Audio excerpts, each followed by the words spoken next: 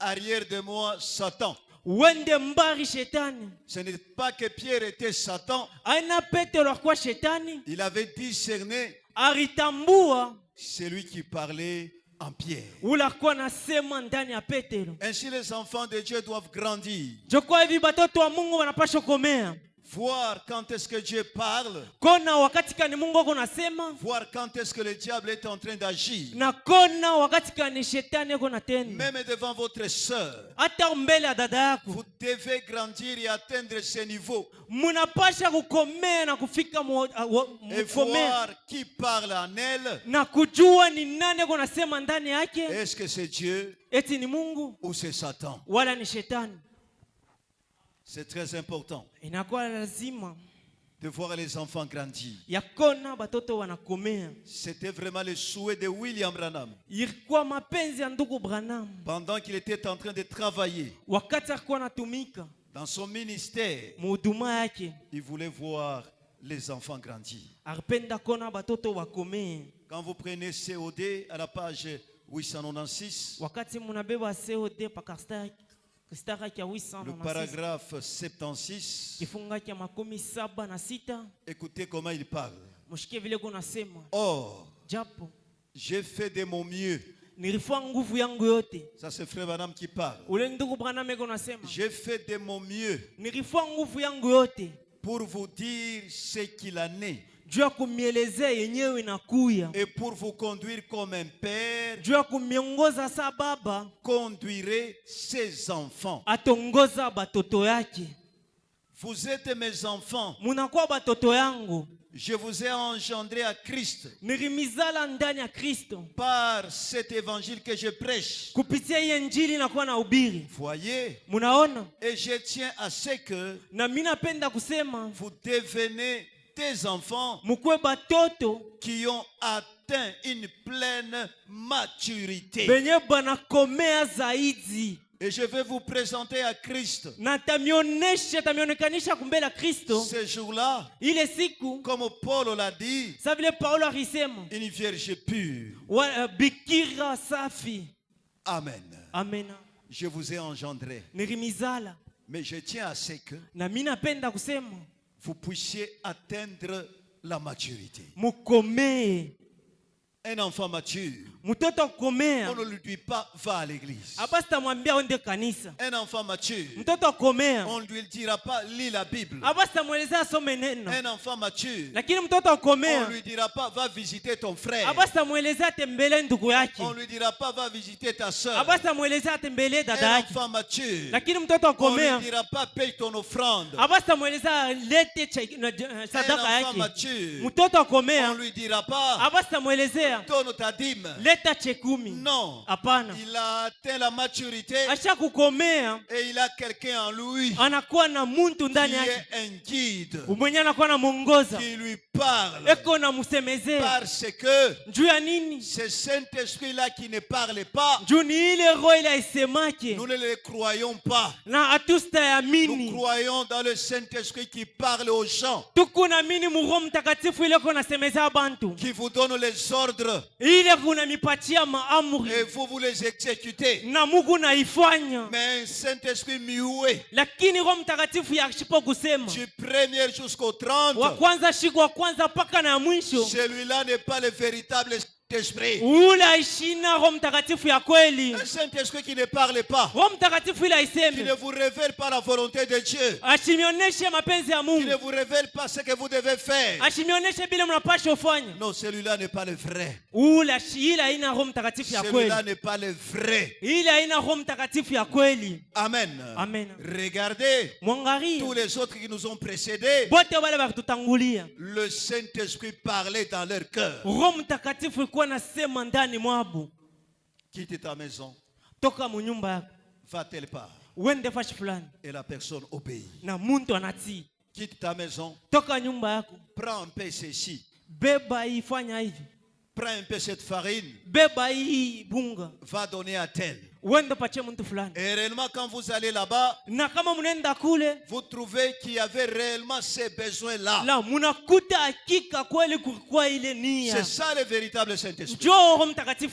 Le Saint-Esprit ne te dit même pas d'arranger l'église. Lakini Roho Mtakatifu haikuelezea hata utengeneze hekalu. C'est le Saint-Esprit qui ne vous réveille même pas. Ni Roho Mtakatifu ila inimfununia hata. Qui ne vous réveille pas. Ule ashimilamusha hata. Pendant la nuit. Mbusiku. Pour te dire. Njoo kuelezea. Mets-toi debout. Shimama yulu. Va prier. Wendo kaombe. Lui il est toujours là. Quand toi tu dors. Wakati wosho lala. Lui aussi dort. Yeye na yasho lala. Non, Dieu dit. Mungu anasema. Moi je ne sommeille pas. Mie shilalaki. Et je ne dors pas. Na shilalaki. Mais comment ton Saint-Esprit à toi? Namna gani Roho Mtakatifu yako? Quand toi tu dors. Wakati wako unalala. Lui aussi dort. Yeye na yako unalala. Jusqu'à 5 heures du matin. Kufika paka na asubuhi. Non, non. Hapana. On doit grandir. Tunapaswa kumea. Amen. Amen. On doit grandir. Tunapaswa kukomea. Écoutez. Mshikie. Le prophète dit quelque chose dans le message. Pourquoi il fallait que ça soit les bergers. Ndugu Branham anasema muijumbe njoo nini inapasha kuwa mchungaji. Pourquoi il fallait que ça soit les bergers. Njoo nini inapasha ikuwe bachungaji. Voilà, de 1964.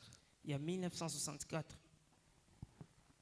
Je suis à la page 51.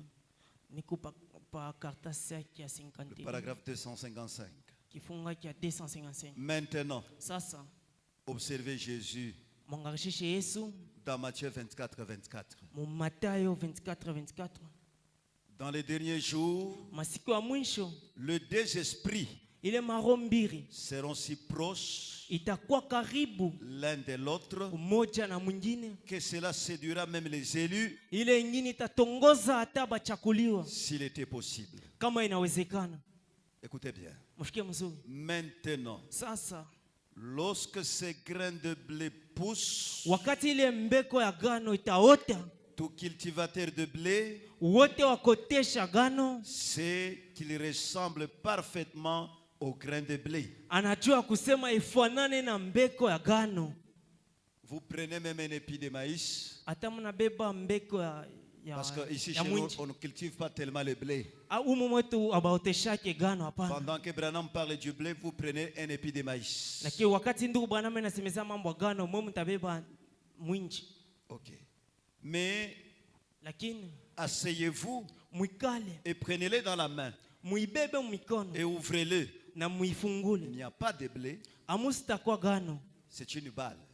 Inakuwa ni bali rikanda buli. À un certain moment quand le maïs se pousse, wakati minji naota, ça forme comme un épi là-bas de maïs. Inakuwa sa inafua sa rikanda ya maïs. Alors, ya minji. Si vous êtes pressé, kama unakuwa haraka pour aller cueillir ça, juu ya kuvuna ile, mais vous allez ouvrir, utafungula à l'intérieur, mule ndani rikanda, il n'y aura rien. Amusitakuwa mwinji. C'est-à-dire, ni kusema ces maïs-là ile mwinji n'est pas encore arrivé à maturité. Ayakomea. Mais la balle, lakini rikanda, c'est comme le maïs. Inakuwa saa mwinji. Frère Branham dit ouvrez-le, il n'y a rien. Ndugu Branham anasema ifungula msakuta kintu. Mais là tout au fond, lakini mule ndani, avec le microscope, na kuangalia kwa microscope, vous pouvez voir un tout petit bourgeon. Mutaona tu kambeko kakaloko.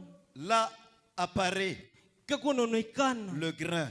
Lakini kambeko. Et ensuite, que doit faire cette balle? Na kisha ile rikanda itafanya nini? Elle, écoutez, elle sert à protéger les grains. Ikuna saidia njoo kukinga ile mbeko. Le soleil torride les détruirait. Lakini jua ya nguvu itayalabisha. Elle protège les grains. Ikuna kinga ile mbeko. Écoutez, jusqu'à ce qu'il arrive à maturité. Kufika na pale taote na komea. Et alors lorsque les grains arrivent à maturité, wakati ile mbeko na komea na ota, la balle s'en détache. Lakini rikanda inatoka.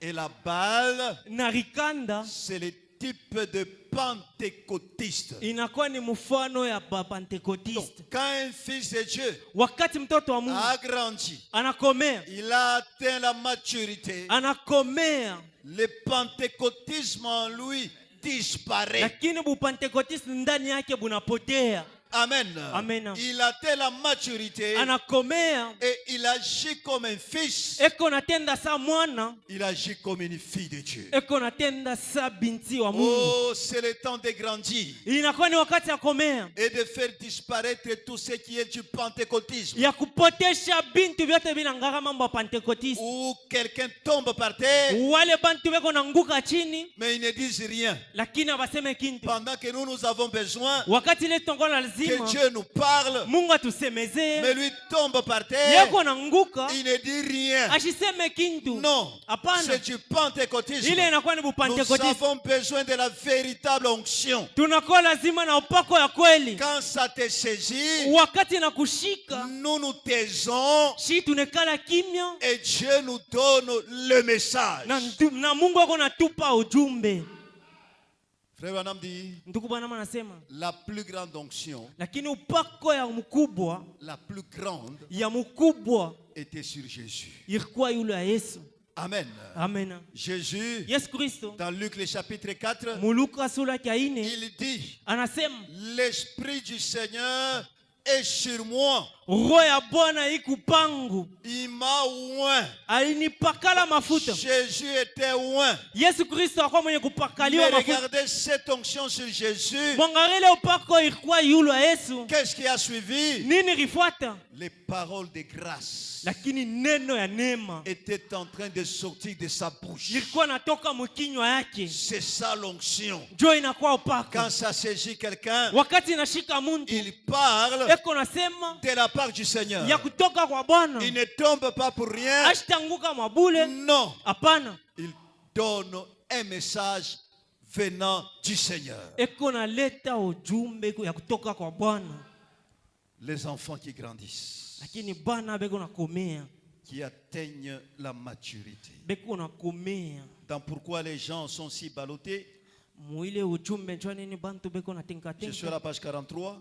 Nikupa karatasi ya 43. Le paragraphe 221. Lakini kifunga cha 221. Écoutez. Mushiki. Et un jour, je lis au milieu. Et un jour, Jésus est entré dans le temple. A pris les rouleaux et a lu. Il a dit, l'Esprit de Dieu est sur moi. Car il m'a oint pour publier une année de grâce, pour réconforter les cœurs brisés, guérir les malades, rendre la vue aux aveugles. Maintenant, c'est une telle onction, prophétiser 800 ans avant qu'elle arrive, était sur lui, et qu'il était ici avec ce type d'onction, la pleine bénédiction et l'onction du Seigneur sur lui, nous aurions envie de courir à travers la salle, de crier et de jubiler. Mais la Bible dit, il posa les rouleaux et s'assit, et des paroles pleines de grâce sortirent de sa bouche. Voilà ce qu'il fit sous l'onction. Écoutez, l'onction, ce n'est pas des émotions. Je lis le prophète. L'onction, ce n'est pas des émotions. L'onction, c'est la puissance suprême sous contrôle. Sachant exactement quoi et comment, et c'est ce qu'il y a ici. Amen. Amen. L'onction véritable pour un enfant qui a grandi. L'onction n'est pas là pour casser simplement les chaises. Non. Hapana. L'onction n'est pas là pour aller simplement tomber sur les gens. L'onction est là pour prononcer les paroles de grâce. Amen. Amen. Prononcer les paroles de bénédiction. Quelque chose capable d'aider l'église.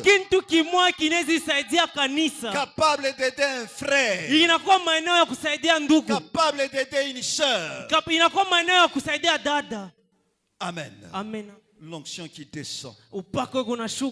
Et dans la tranquillité. Dit à un frère, avant de venir à l'église, tu étais dans un hôtel avec une femme qui portait telle robe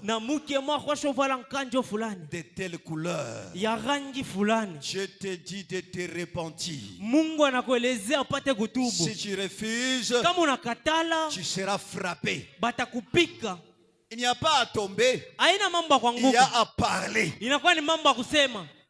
Et si la chose est comme cela, vous verrez quelqu'un venir, tomber devant ici et se repentir. Mais si quelqu'un était à l'hôtel, toi tu vas là-bas, tu tombes sur lui et c'est fini. Mais il est entré pécheur et il va sortir pécheur. Nous avons besoin de la véritable onction, la puissance sous contrôle. Et ça, c'est pour les enfants qui ont grandi, qui ont atteint un certain niveau. Écoutez, même les gens qui chantent, mais il faut grandir. Il faut atteindre un certain niveau. De manière que quand tu chantes, ces paroles-là deviennent une bénédiction pour les gens. Il ne faut pas quand tu chantes, c'est juste le bruit. Les gens disent, on n'a rien saisi. Il a chanté, mais on n'a rien saisi. C'est pourquoi il faut grandir. Amen. Et atteindre la maturité. Et c'est très important. Et le prophète dit, en venant dans ce monde, Dieu vous avait déjà prédestiné à une place bien précise. Pour Dieu, il n'y a pas de hasard. Il n'y a pas de fabrication. Dieu t'avait déjà prédestiné. Et sur le plan spirituel, et sur le plan matériel. Amen. Amen. Parce que tu ne seras pas ce que Dieu ne t'avait pas vu dès avant la fondation du monde. Si tu es chauffeur dans le naturel, alors Dieu t'avait vu faisant cela dès avant la fondation du monde. Tu es mécanicien, Dieu t'avait vu faisant cela dès avant la fondation du monde. Tu es commerçant, Dieu t'avait vu faisant cela dès avant la fondation du monde. Il n'y a pas de hasard. Il n'y a pas de place de prendre la place de quelqu'un d'autre. Amen. Quand tu prends la place de quelqu'un d'autre, tu amènes la confusion. Écoutez, 3 sortes de croyants. 3 sortes de croyants.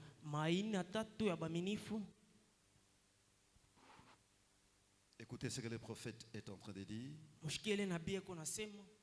Le paragraphe, je crois, 80.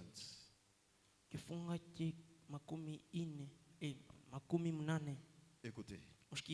Personne ne peut prendre votre place. Même s'il fait n'importe comment, il ne prendra pas votre place. Ça, c'est spirituellement et matériellement.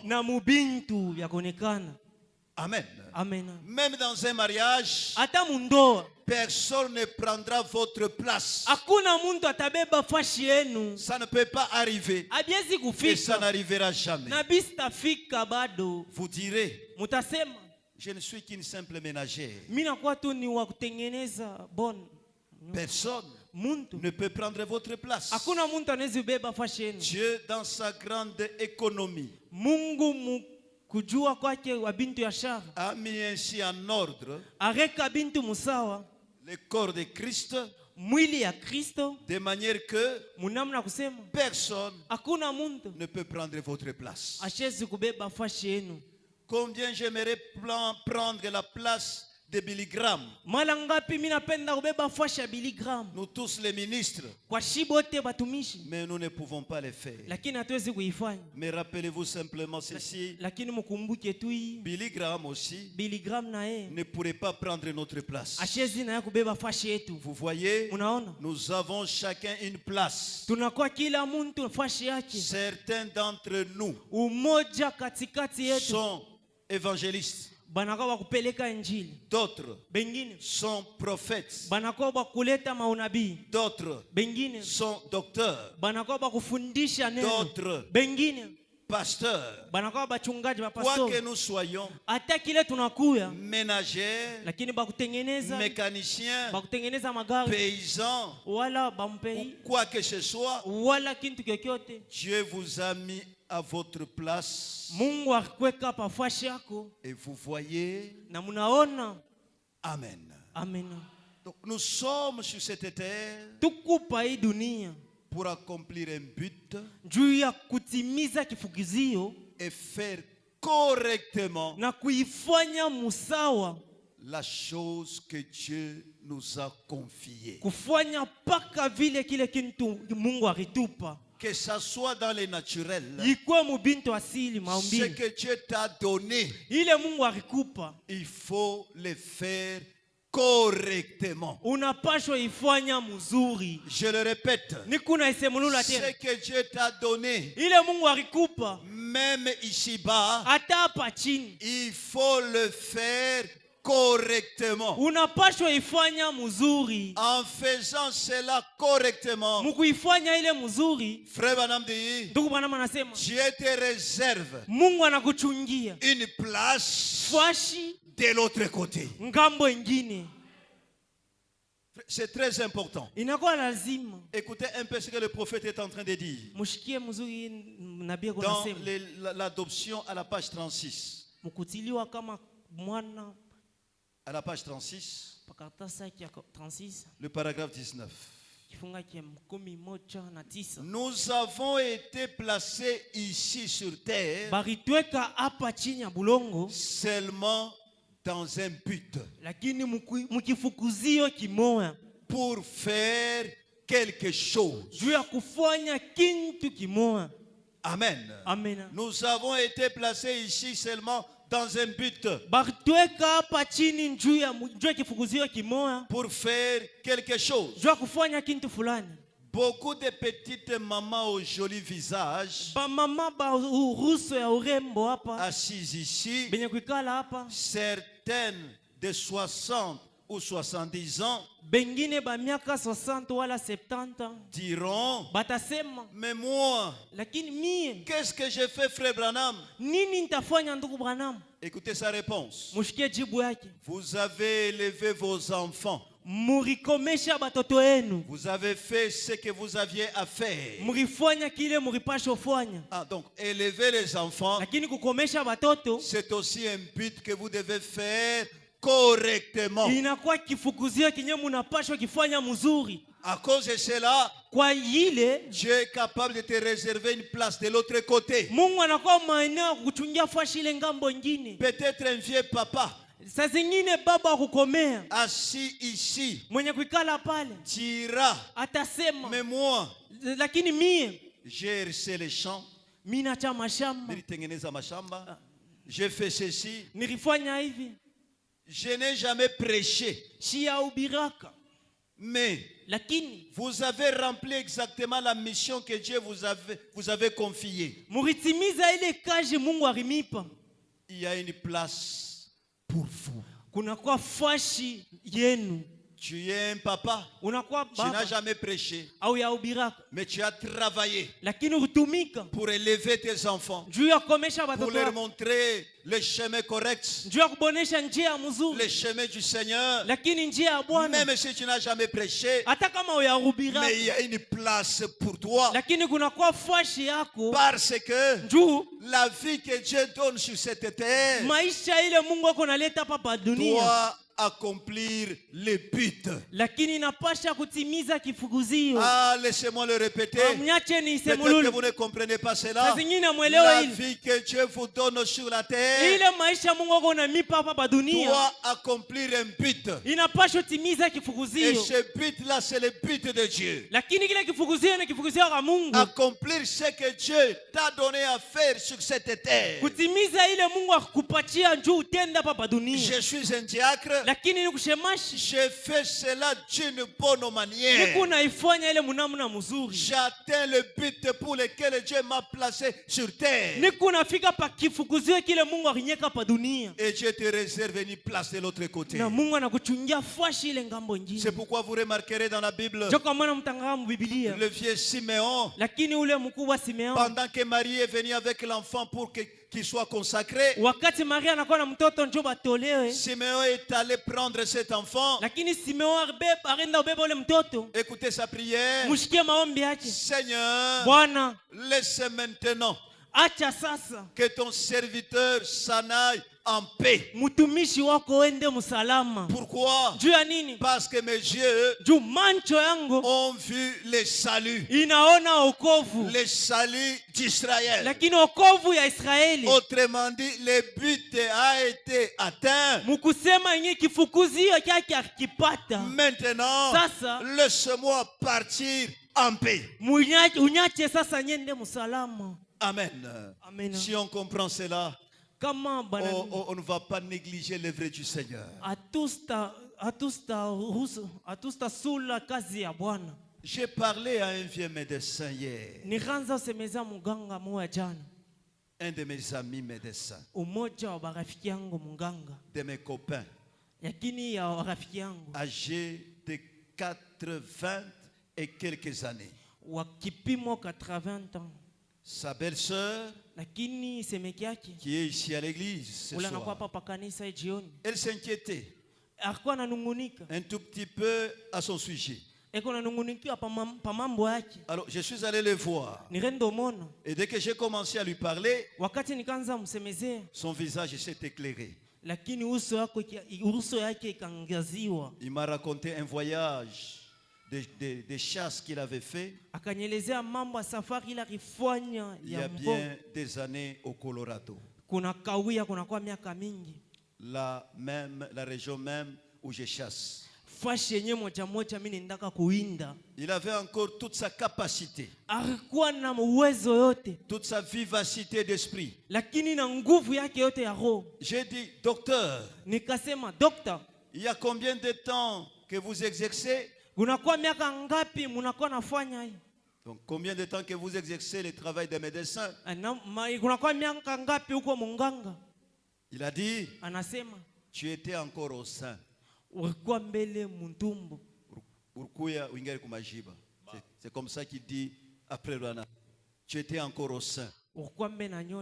Et au fond de moi, j'ai dit, bien des fois, il a dit, j'ai exercé ma profession. J'ai parti avec mon boguet, donc mon cheval. J'accrochais les sacoches de sel à mon cheval. Je prenais ma petite trousse. Dans là où il y a les instruments de médecin. Et j'ai marché. Et j'ai dit, oui, en longeant les bords des ruisseaux, Donc unaanza kutembea kumpembeni ya mutoni à 2h du matin. À 2h. Avec votre lampe de poche. Vous essayez de trouver la maison où un petit enfant avait mal au ventre. Ou cherchait une maison où une mère était en travail. Comme Mukuzala. Il a dit c'est vrai. J'ai dit, vous savez docteur, je crois qu'au-delà de la frontière, entre la vie mortelle et l'immortalité, Dieu a une place pour les beaux-vieux médecins qui ont accompli leur service comme ça. Et des grosses larmes lui montaient aux yeux. Il s'est mis à pleurer. Il a levé ses mains frêles vers moi. Il a dit, frère, je l'espère bien. De l'autre côté, Dieu juge l'âme d'un homme ce qu'il est. Alors je lui ai donné ces passages convaincants que des fois il s'était frayé péniblement un chemin à travers les champs sombres et boués la nuit en voulant aider quelqu'un, peut-être qu'il n'a retiré même pas un sou. Mais ça ne fait rien. J'ai dit, Jésus a dit dans les Écritures, heureux les miséricordieux, car ils obtiendront miséricorde.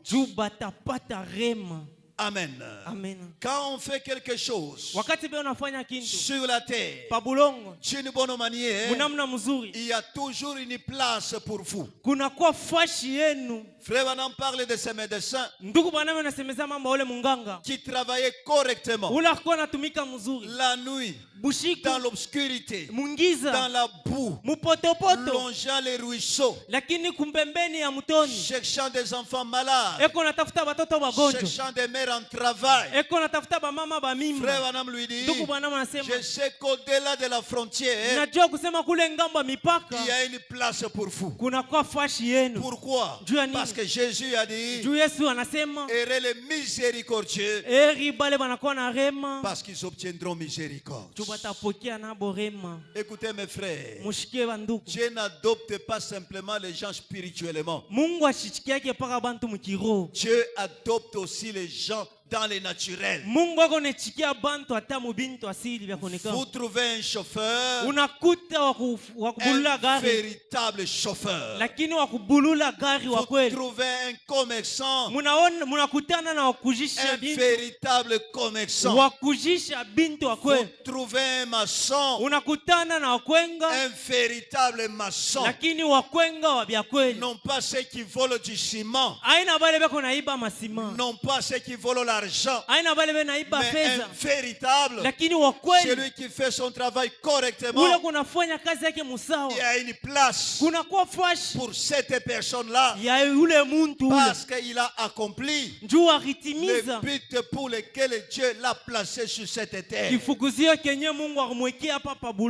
Mon frère, ma soeur, si nous comprenons cela, mais quand sera-t-il de l'œuvre de Dieu? On devrait avoir des frères, on devrait avoir des sœurs. S'il s'agit de faire quelque chose pour Dieu, il le fait correctement, avec tout son cœur en lui, non pas en gémissant, non pas en pleurant, mais il le fait de tout son cœur. Pourquoi? Parce qu'il sait qu'au-delà, il y a une place pour moi. Amen.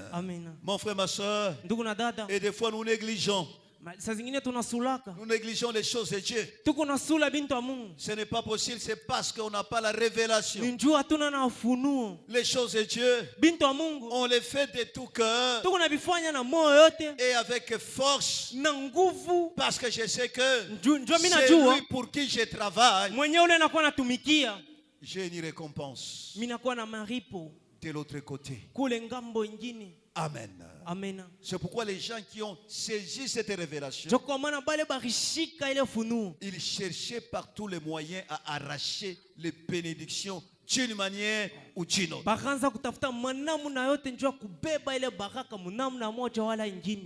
Écoutez, frère Branham dit qu'il était souffrant.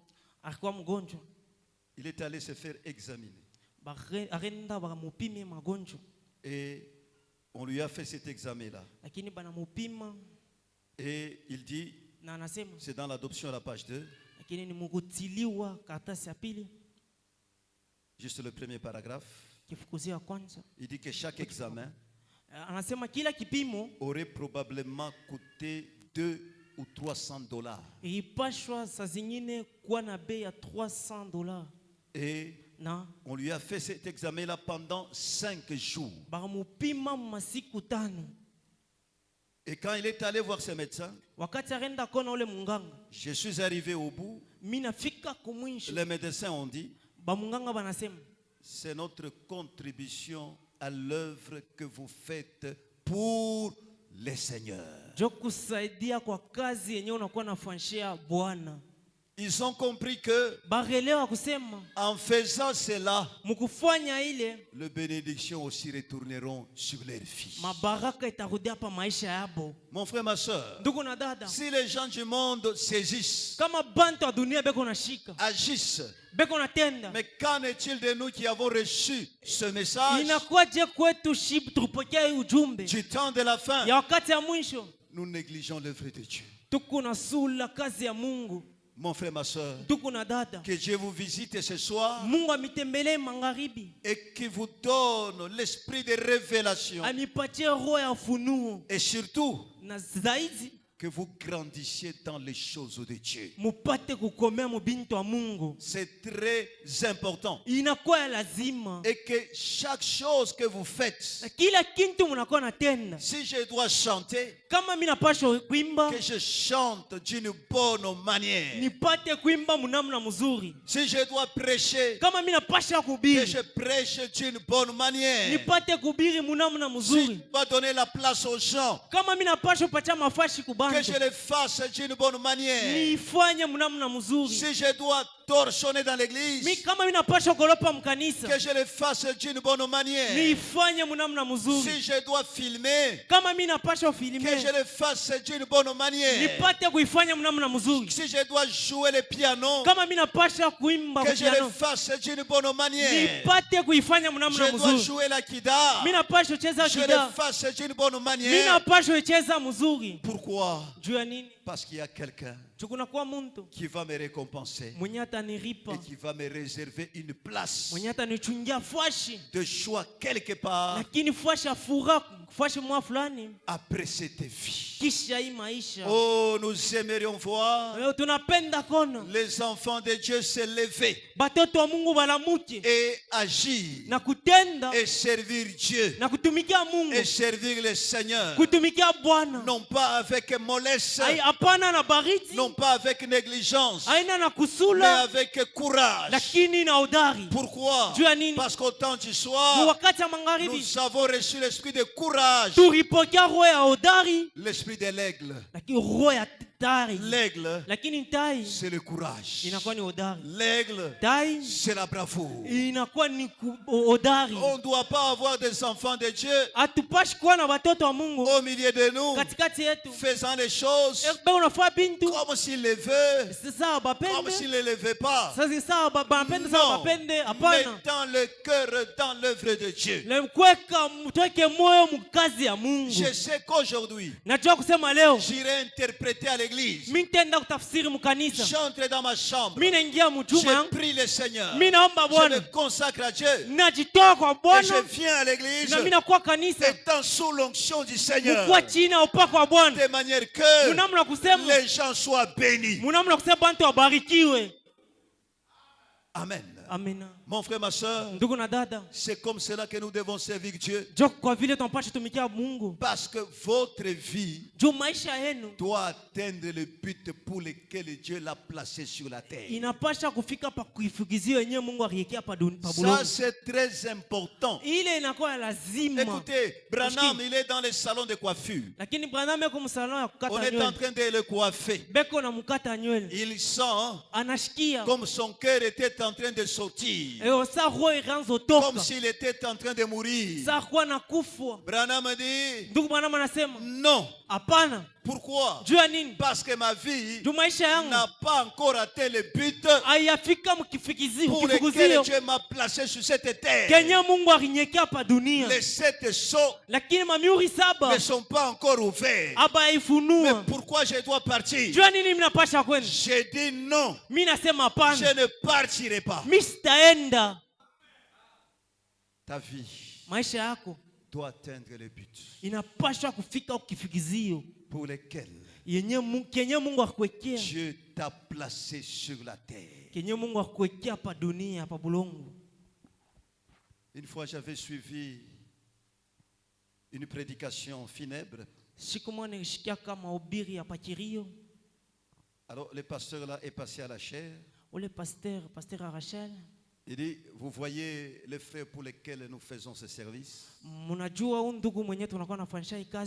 Il me disait toujours, il faut que je monte la radio de la voix de Dieu. Là où frère Branham sera en train de prêcher. Il faut que je le fasse. Il faut que je cherche l'argent pour ça. Et Dieu lui a donné l'argent. Il a acheté des émetteurs. Et il a monté la radio de la voix de Dieu. Alors le ministre a dit, le but pour lequel Dieu l'avait envoyé sur la terre est atteint. Raison pour laquelle Dieu l'a repris de la terre parce qu'il fallait ça et il a atteint le but et il devait partir. Mon frère, ma soeur, ce que nous faisons, faisons-le correctement. Même chez vous à la maison, tu torchonnes ta maison, fais-le correctement. Tu fais la lessive, fais-le correctement.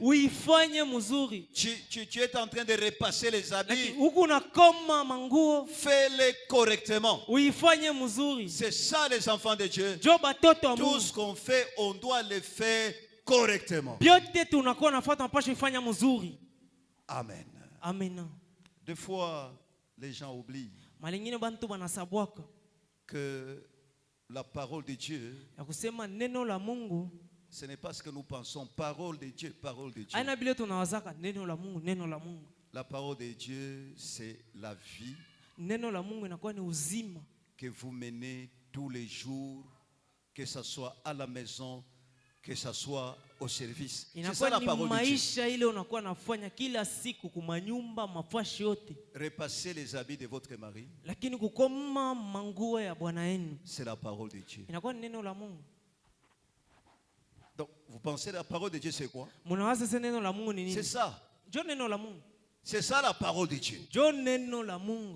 Je vous ai dit une fois ici que la sœur Meda avait un kyste.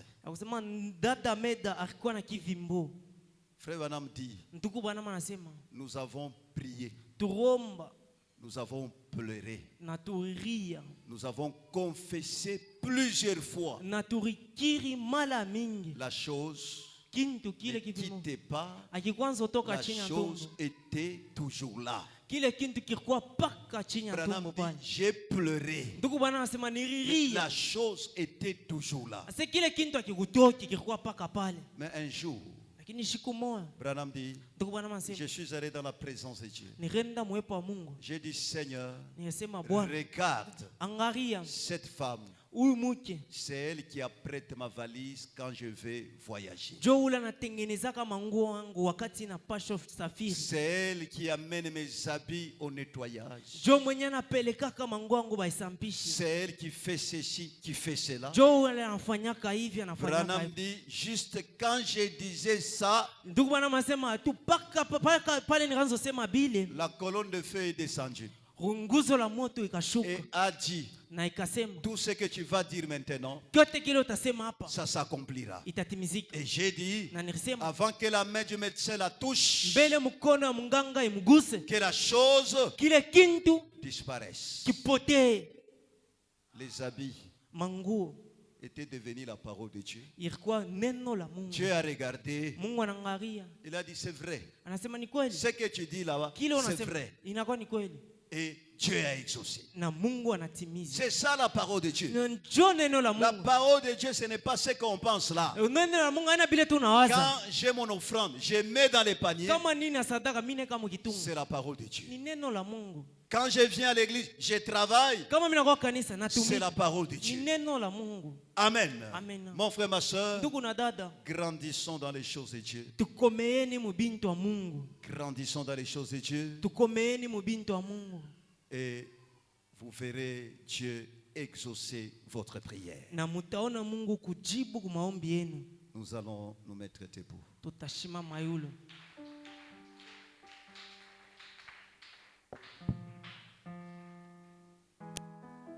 On va chanter, on va nous entonner un cantique. Je me pressure la route du ciel, nouvelles hauteurs. Chaque jour je garde sur mon chemin. J'ai pris toujours. Place-moi, Seigneur, au lieu plus haut. Oui, lève-moi, Seigneur, que je me tienne par la foi, sur oui, les plateaux, la plus haute plaine, jamais trouvé. Place-moi, Seigneur, au lieu plus haut. Oui, mon cœur l'aider, si point reste ou doute s'élève. Oui, et perds que certains restent pour qu'ils abondent.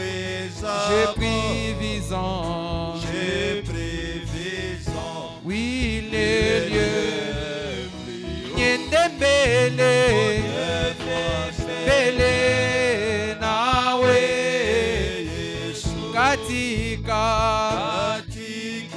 neno lake, o Mungu wangu,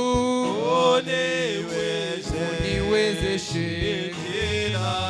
Niende mbele, mbele nawe. Maneno ya dunia siyatamani, tamani tena kuliko yote ninao. Niende mbele, oh nawe, oui, niende mbele, mbele nawe. Katika neno lake, Mungu wangu, uniwezeshe. Niende mbele,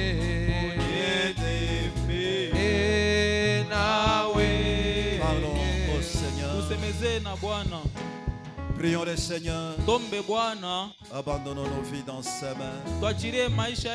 Afin que tout ce que nous faisons